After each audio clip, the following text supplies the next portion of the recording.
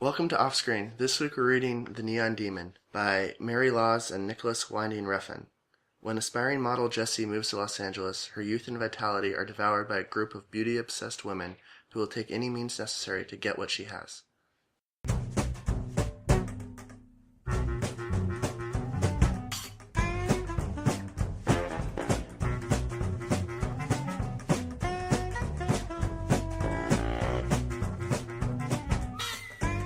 I thought we said winding, Refn. Is that how you... I don't know. You said winding, but I don't know what it is. I don't know what it is. Alright. Winding, winding, Refn, winding. I don't know. So, Refn is a pretty well-known director, probably best known for Drive. Right. He also made Valhalla Rising, Only God Forgives, Bronson, now this. Oh, I didn't know he did Bronson, too. Yeah. I never saw that, but... It's Tom Hardy. Right. He's probably one of Denmark's second most famous director, or one of Who else is Lars from Denmark? Lars von Trier. Oh, I didn't know. And they actually have Refn's father, I think, was von Trier's editor. And Interesting. Nicolas and Lars von Trier have like beef, kinda. Are they just? I guess Thomas Wittenberg would kind of dispute what I just said, but Wait, who? Another Danish director. How do you know all these Danish directors? I mean, I knew Lars von Trier, I just didn't know he was from Denmark, but do they just have beef because they're both from Denmark and they're the two main filmmakers? I think they're both kind of provocateurs. Okay. And they both kind of do controversial, some might say childish things in the press. Okay. Or say things that maybe their publicists wish they wouldn't say. Oh, okay. But yeah, obviously Drive was a pretty big movie here. Yeah. I really don't think they have any good reason to dislike each other, but I don't know. That's what I suspect. But, yeah. Okay. Now, there are some other writers on this script. The version we read is a much earlier draft, and it only has Refn and Mary Laws. But according to IMDb, there's another writer that was brought on before the film was shot. Yeah.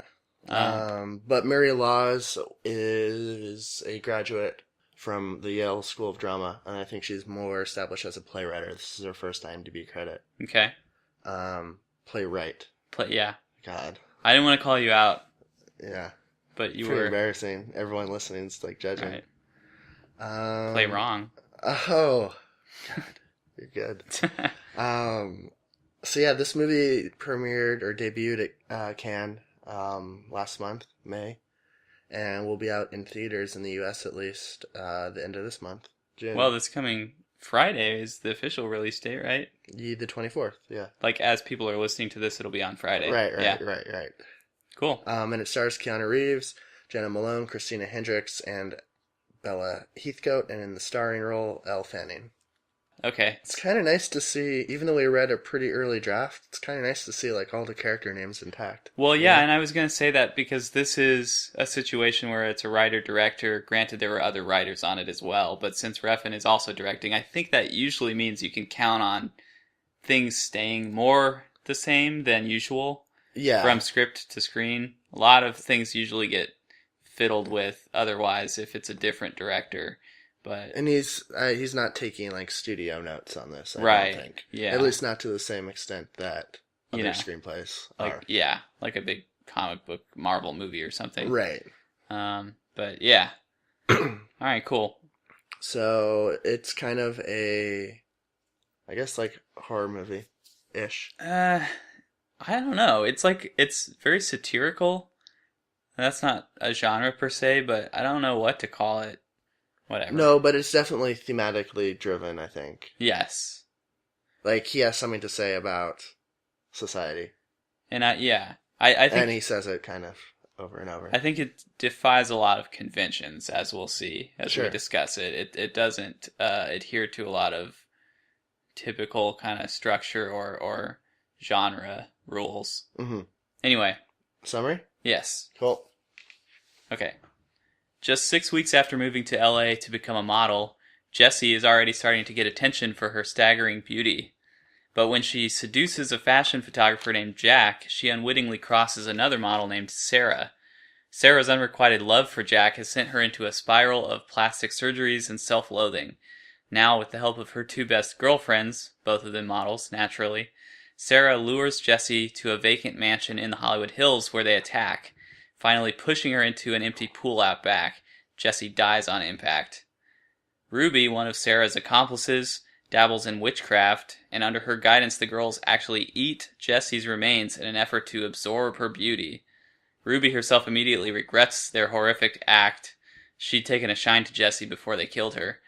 Fearing that she may confess the crime, Sarah kills Ruby, and together with her remaining friend Gigi, they dispose of the bodies. Gigi, too, has been traumatized by the murder and goes to gruesome lengths to undo all of the plastic surgeries she's undergone.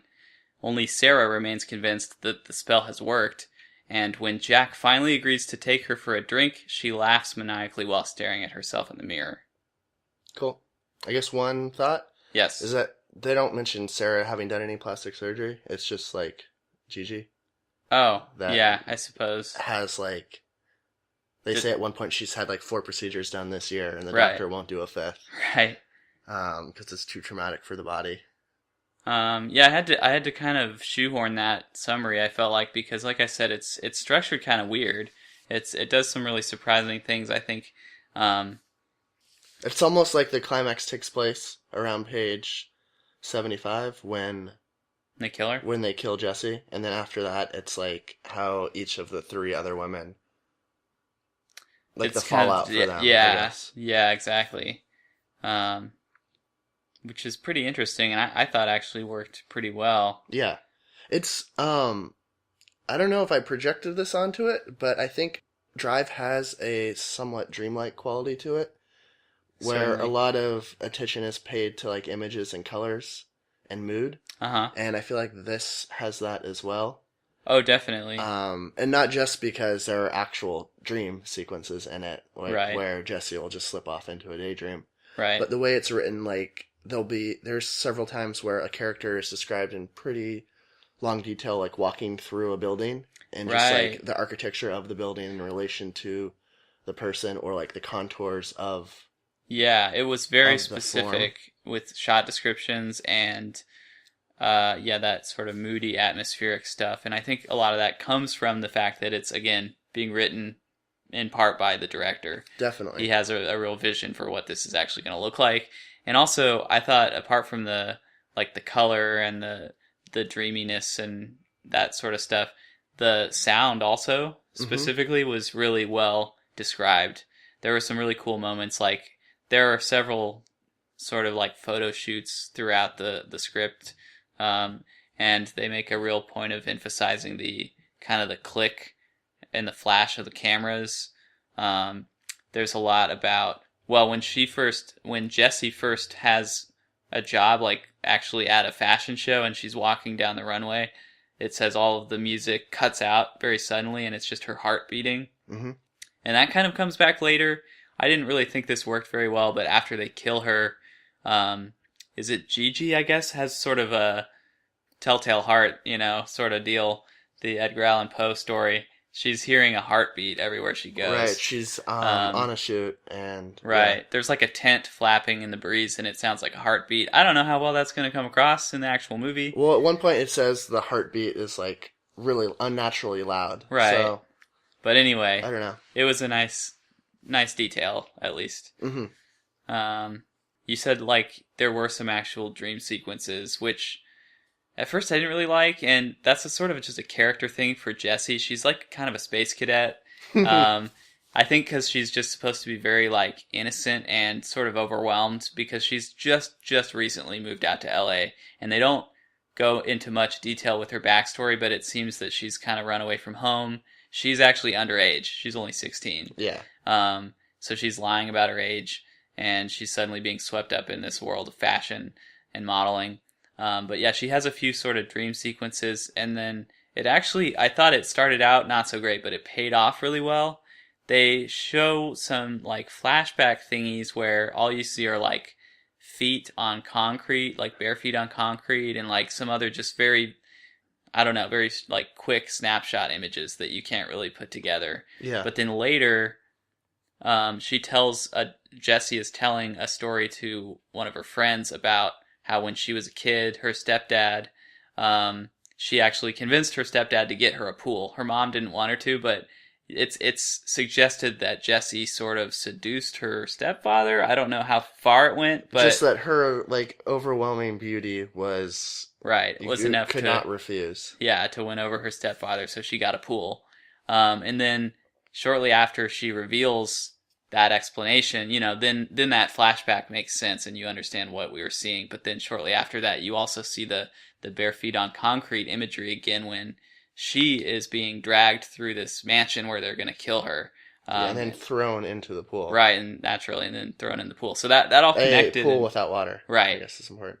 But all of that connected in a way that was really cool to me. I thought that worked really well.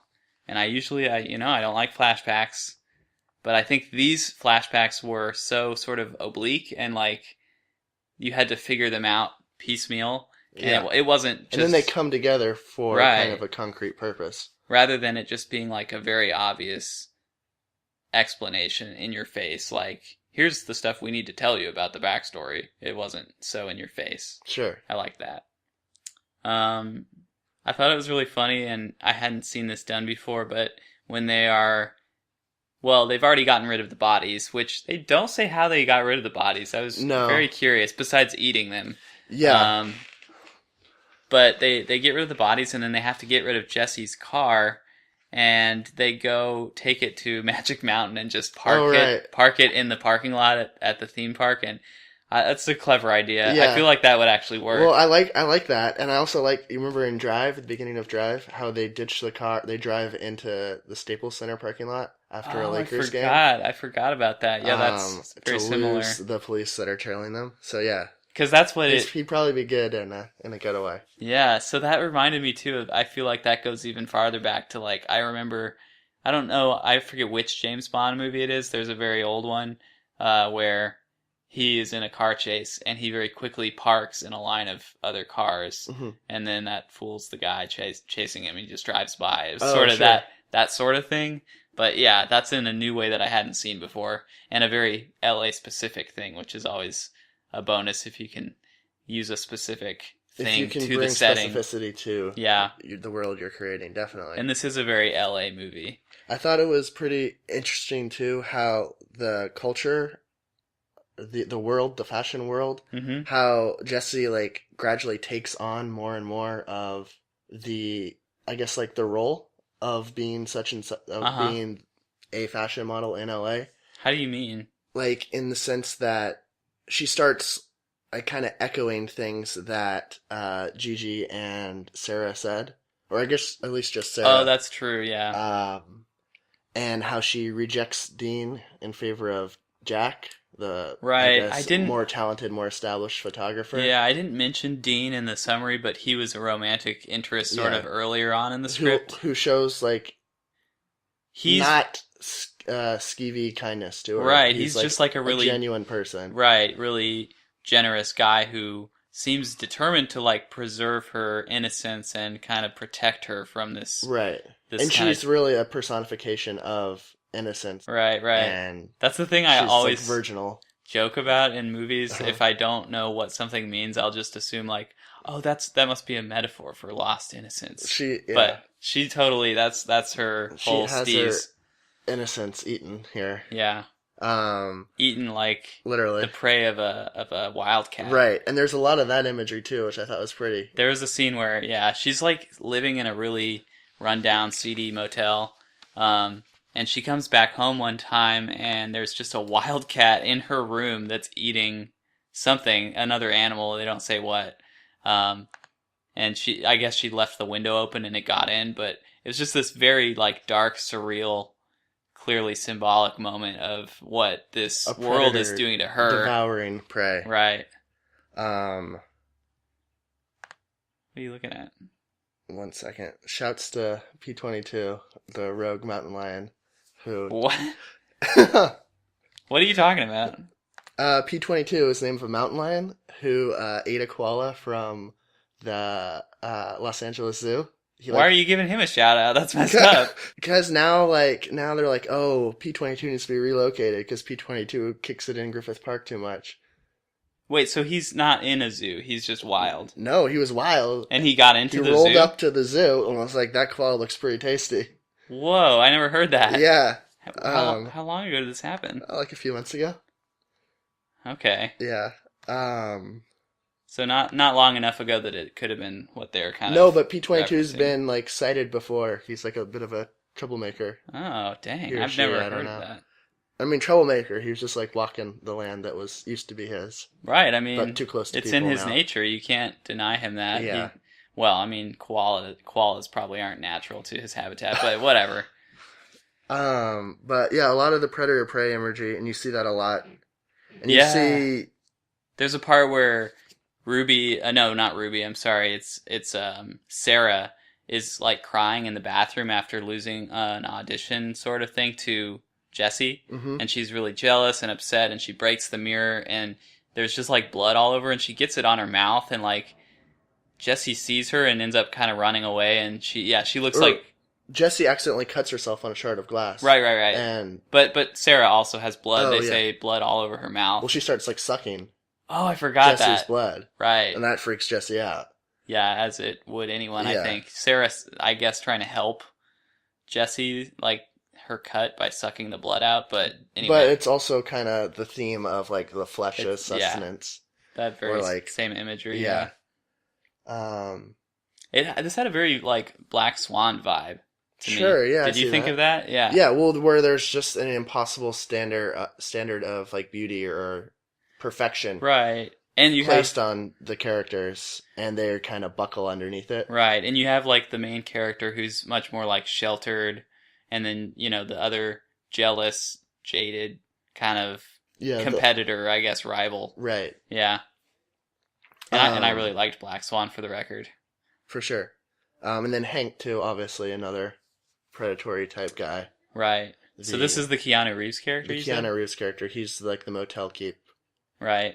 And he's described his character description specifically, but I think a lot of them were really quite good. What was it? Something he's about described as like I don't remember. Let's look it up. Page 16. He is a fake tanned, hair straightened, middle-aged failed actor. He was obviously once very good looking, but now borders on the grotesque. Yeah. So that's like the motel manager where Jesse's staying, and she has a nightmare, I guess it is, about him coming into her room and like raping her, basically. Yeah.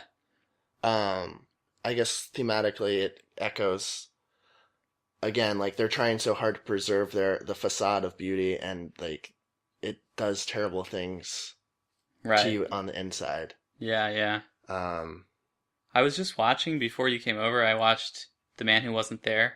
Mm-hmm. One of your favorite Coens. And I think that watched with you for the first time, and that was one of the first movies we probably watched together. 9 or 10, maybe. Yeah.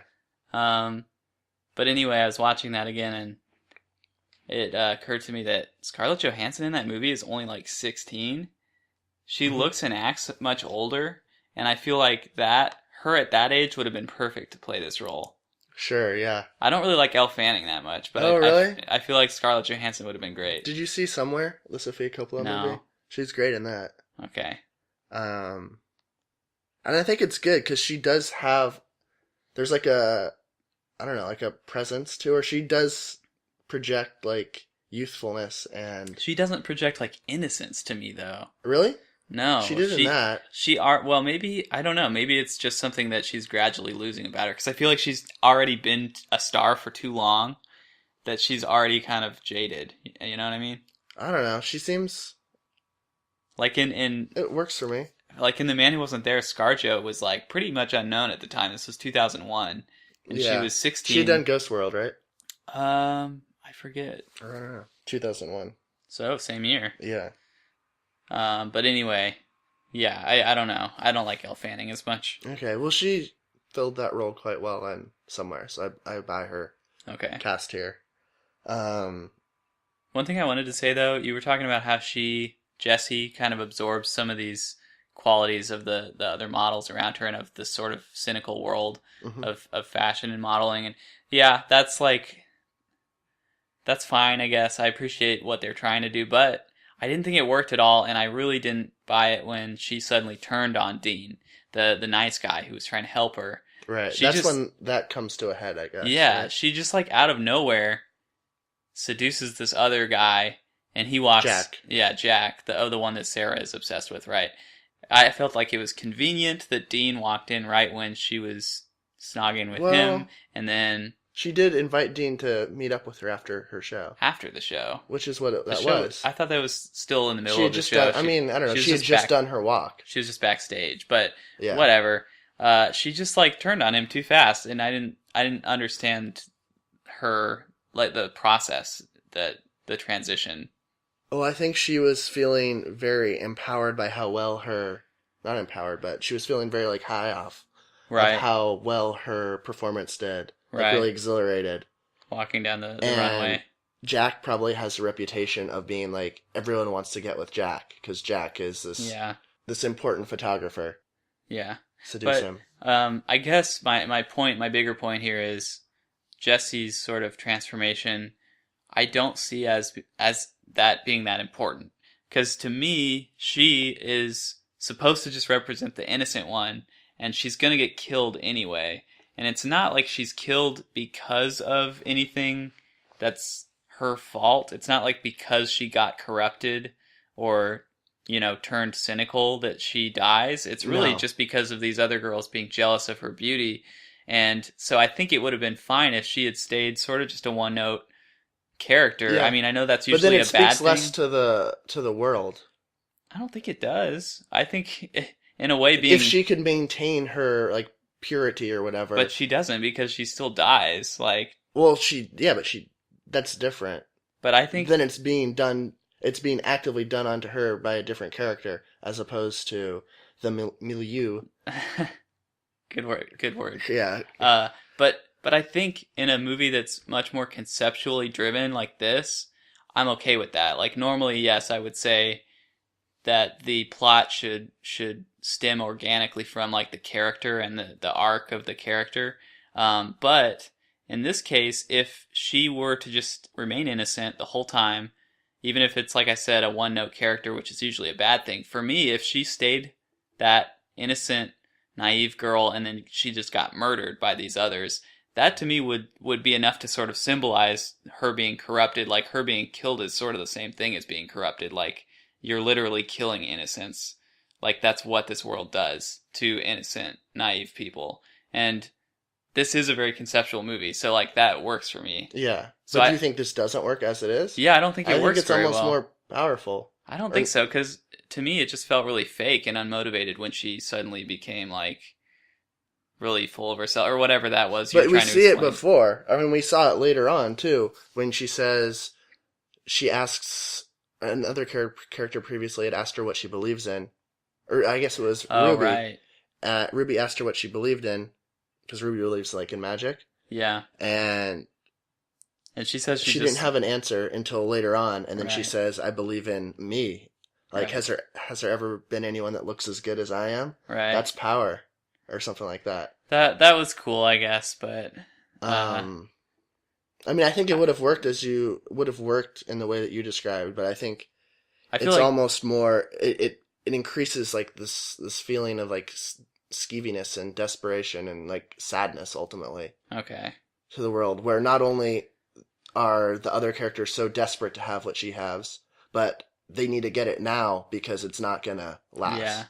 I feel like that cool line, you still could have put those words into the mouth of another character to get that same concept across, and I would have been fine with it. Yeah, I agree to disagree on that. Sure. I thought they kind of came down pretty hard on, like, the theme of, basically just the themes of, like, the worth of the characters being defined only by their beauty. Yeah. They kind of laid that on a little thick. Which I guess I prefer in the screenplay because you can always pare it down. Yeah. Or I guess, I don't know. We've seen a lot of screenplays that I feel like don't make too much of an effort at, like, theme or subtext. Well, and I guess I prefer this. I was going to make the exact same point. Mm-hmm. It does feel a little bit heavy-handed sometimes. They're kind of hitting you over the head with these messages.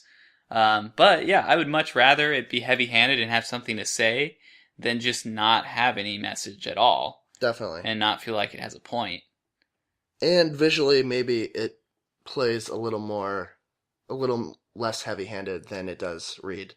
Maybe so, yeah, because it does, like, literally have to spell it out on the page for you when you're reading. I like kind of the first scene between Dean and... The first conversational scene between Dean and Jesse. They just have kind of like a playful, flirtatious banter where they're telling really bad jokes to each other. Oh, yeah, but they're all also really morbid jokes. Yeah, they're all they're about all morbid death, jokes. which was very appropriate. Yeah, the first scene's kind of kind of an interesting microcosm. Yeah. Where it begins on like the dead, like blood-soaked face of Jesse, and then it pulls out to reveal that she's like dead on the ground in a crime scene, and then it pulls out further to reveal that it's a photo shoot. Right. So it's kind of like... It's a perfect, like, it epitomizes what this whole script is going to be about. Right. Which is, I think I've mentioned this before, if you read a lot of, very, I think, formulaic or overwrought sort of explanations of how to structure a screenplay, I know there are several big names out there who are proponents of your first image in the whole movie should be like just a crystallized moment of like a representation of what everything is going to be something about. Distilled down a lot. Yeah, which is a really tall order and I think a little unnecessary. Hard to do. Yeah, but this did it, I felt like. Yeah, definitely. This is a perfect example of that. The suffering or like brutality to like the female body being like aestheticized. Right. There's one more thing I wanted to say. I don't know. I have one more thing I think we would be remiss if we didn't explain was the way Gigi's story ends. Because I mentioned in the summary that she wants to have all of her plastic surgery undone after feeling guilty about the murders. Yeah. But what actually happens is she goes and like storms into the office of her plastic surgeon and demands an appointment with him and tells her that she wants him to just undo everything. And he's like, I can't just undo all that. You've already had like 4 surgeries this year. It's probably going to take a toll on your body. I don't think you should do this. And then he like leaves to go consult with a nurse or something. And while she's alone, Gigi takes a scalpel and just starts cutting out her own implants. Yeah. It's really gross. Really. And she slices herself in the stomach too. I didn't know what that part was about. Like they said she was like reaching inside her stomach to try and get something out. I feel like Jesse. Because she'd been seeing Jesse. Oh, like, okay. She'd been having, like... Because she ate her, you mean? Like, yes. In her tum-tum? Yeah. Okay. It was Sarah, though, actually, and this is another really graphic part, obviously, when they're eating her.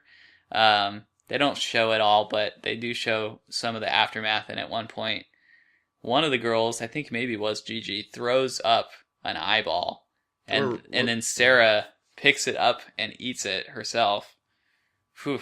That's going to be a tough scene to watch. Definitely. Should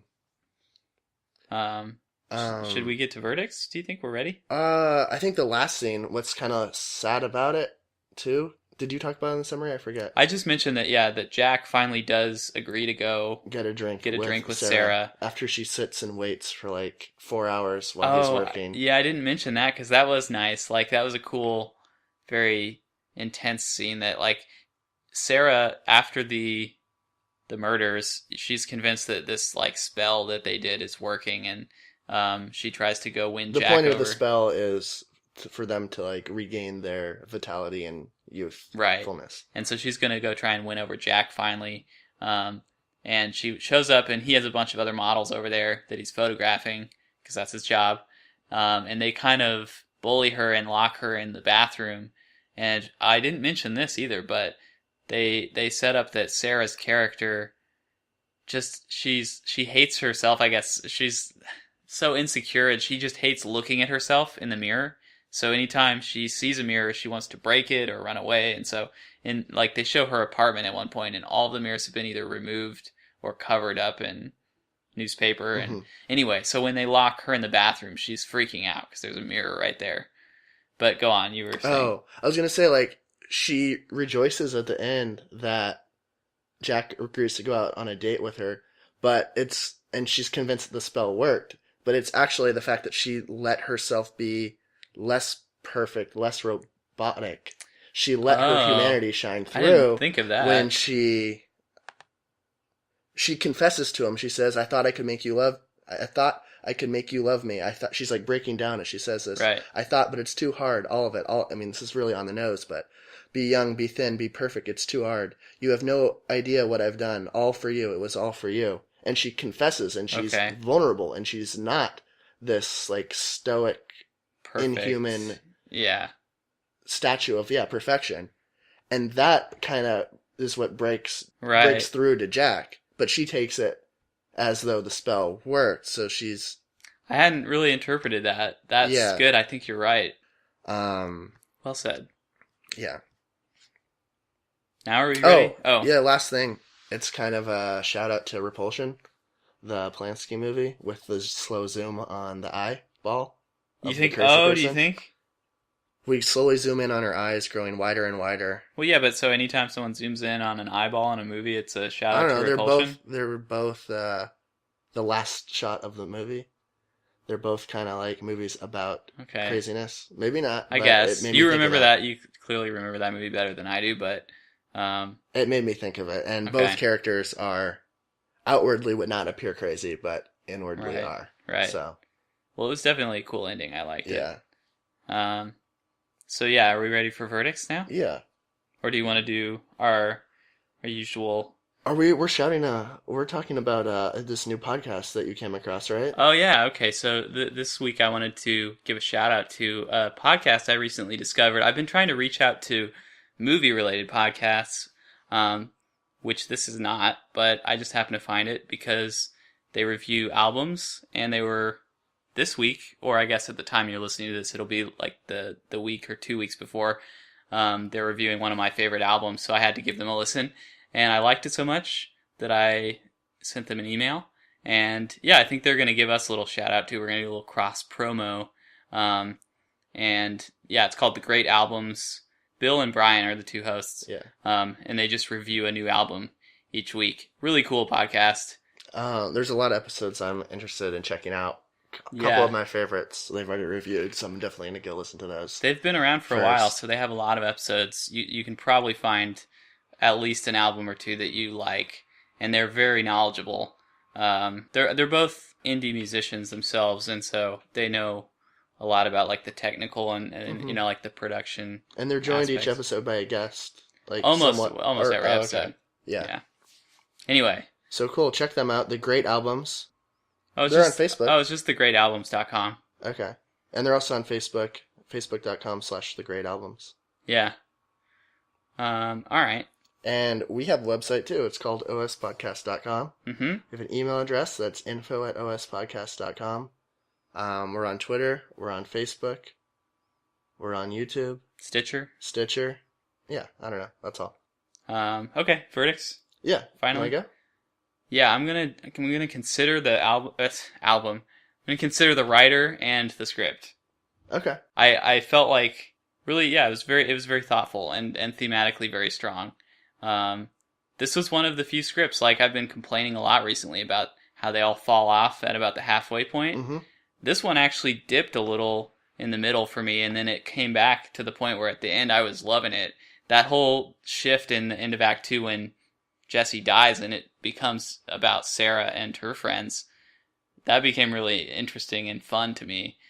So yeah, I thought it was well written, kept me entertained, even though I didn't even like Drive that much, which I think is the only of Refn's movies I've actually seen. I'm definitely going to see this. Cool. Yeah, I think I'd give them both considers too, but on the stronger side. Okay. I don't know. Yeah, I feel like they're strong considers. I wouldn't go to a full recommend for either, but... All right. Whatever, it doesn't matter. You know how I feel about your qualifications. Hey, you do it too sometimes too. Not nearly as often. All right, so consider for both for me. Okay, considers across the board. Next week we are reading a script called Jackpot by Dave Callahan. After a group of bumbling teachers win a large amount of money, their greed and incompetence put them on a hilarious path toward death and destruction.